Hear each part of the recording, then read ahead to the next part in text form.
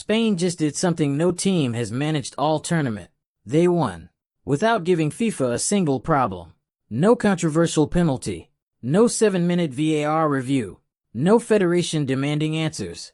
No referee dominating the headlines. Just football. Spain beat France 2-0. Booked their place in the World Cup final. And somehow, that may have become the worst possible outcome for FIFA. Because for the last month, every controversy had somewhere to hide. Now it doesn't. Spain's side of the bracket is finished. Clean. Silent. Untouchable. Which means every camera, every pundit, every fan, and every conspiracy is now pointed at one stadium. Atlanta. England. Argentina. One match. One referee. One tournament's reputation hanging on 90 minutes. Tonight, FIFA doesn't get a second chance. The cushion is gone. Think about this. If Spain had reached the final through a controversial VAR decision, everyone would still be arguing about Dallas. Half the football world would be debating Spain. The other half would be debating England and Argentina. The pressure would have been divided. Instead, Spain played the one match FIFA desperately needed. Rodri controlled midfield. Lamine Yamal tormented France. Pedro Porro doubled the lead. Mbappe barely found space. No protests. No complaints. No headlines about referees. Only football. Which sounds like success. Except it isn't. Because controversy doesn't disappear. It moves. And right now, it is only one place left to go. Atlanta. That's why tonight feels different. Not because England and Argentina are bigger teams. Because they're carrying everything this tournament couldn't solve. Every previous argument. Every previous complaint. Every previous decision. Is walking onto that pitch before the players even do. The referee who never asked for this. Now let's be fair. Because facts matter. FIFA appointed American referee Ismail Elfath. That's true. He's one of the most experienced officials in North America. Multiple MLS finals. 2 World Cups. Highly respected inside refereeing circles. Nobody serious questions his resume. But here's the statistic everyone noticed. Lionel Messi has never lost a match officiated by Ismail Elfath. 5 games. 5 wins. That's it. 5 isn't a huge sample. Statistically, it proves almost nothing. But perception isn't built on statistics. Perception is built on timing. British newspapers immediately connected the dots. Social media exploded. The Argentina. Messi's lucky referee. Here we go again. None of those headlines prove bias. Not one. But FIFA didn't choose those headlines. They chose the appointment.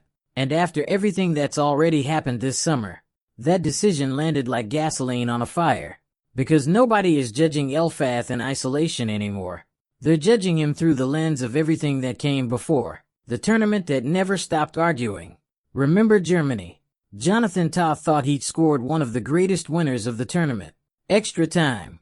Bench emptying. Celebrations everywhere. Then VAR erased it. Julian Nagelsmann called it an absolute scandal. Days later, he resigned. Then Croatia. Josko Gvardiol rescued his country. Or so everyone thought. A sensor inside the ball detected the smallest possible touch. Not a boot. Not a shoulder. Possibly. Hair. Goal gone. Coach Zlatko Dalic walked away saying technology was slowly removing emotion from football itself. Then Egypt. 2 goals ahead against Argentina. History within touching distance. VAR reached 30 seconds backward. Deleted a goal. Late penalty appeals ignored. Argentina won. Egypt's coach stood in front of cameras and accused FIFA of protecting the defending champions. Then came Balogun. Straight red. Automatic suspension. Except, it wasn't automatic anymore. After intervention from FIFA's disciplinary committee, his ban disappeared. England defender Jarell Quansah received what many believed was a similar punishment. His suspension stayed. Same tournament. Same rulebook. Different outcomes. Then Switzerland.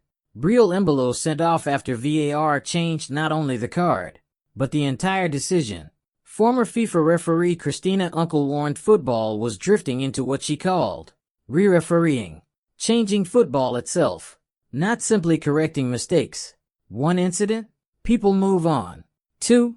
Fans complain. People stop believing consistency exists.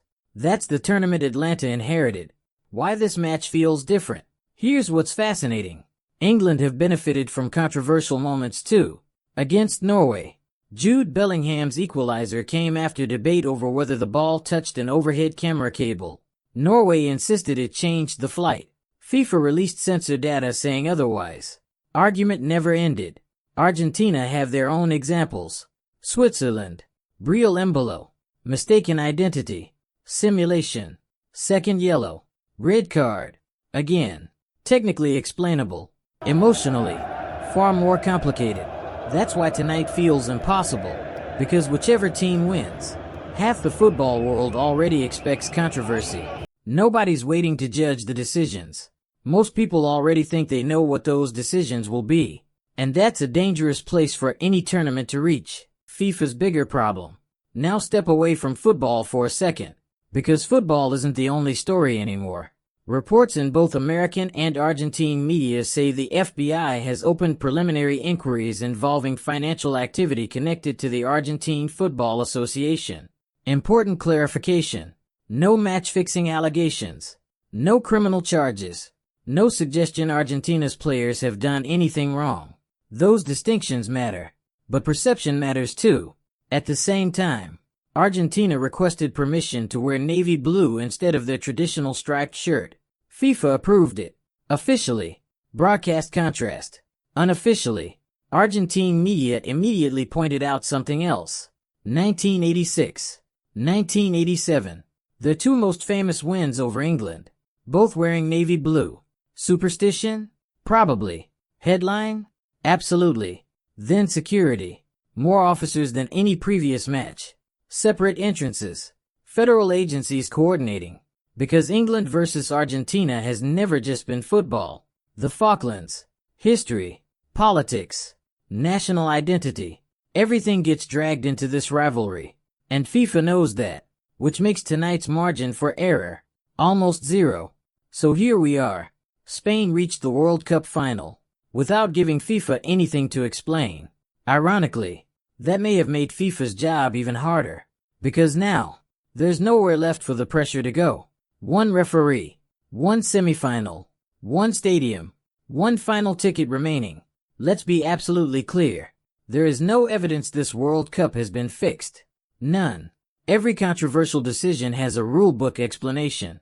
Every appointment has an official justification. But football has never survived on technical explanations alone. It survives on trust. And trust is much harder to rebuild than a scoreline. Tonight, England and Argentina aren't just playing for a place in the World Cup final. FIFA is playing for something too. It's credibility. So before kickoff, I want your prediction. Not just the score. Tell me one thing. Do you trust what happens over the next 90 minutes? Because by the final whistle, we'll all have our answer. And whatever happens, we'll break down every major moment before Sunday's World Cup final.